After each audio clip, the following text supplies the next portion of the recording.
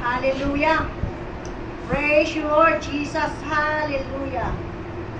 We bless this young lady, Lord, in the name of Jesus. Hallelujah. Na ikaw, Panginoong Diyos, ang patuloy na sumakanyang isip, sumakanyang puso, sumakanyang labi, sa buong espiritu, kaluluwa at katawan niya. At mightily, Lord, with boldness, ay may preach niyang muli ang iyong salita, Panginoon, sa mga hindi pa nakakapagpahayag, at sa mga hindi pa nakakarinig na iyong salita. At magamit ang malakasan, katulad ng ginawa mo ngayon, Panginoon. Salamat, Lord, sa iyong mga salita na sumapuso niya at ibinahagi niya sa amin.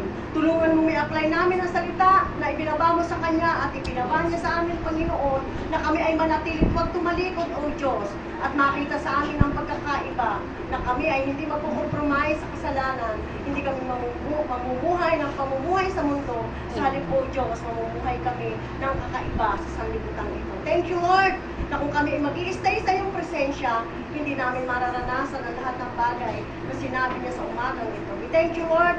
Buhusan mo siya ng iyong banal na dugo, Panginoong Jesus, at ibigay ang kanyang pangailangan sa punong kanyang buong sambahayan. In Jesus' mighty name.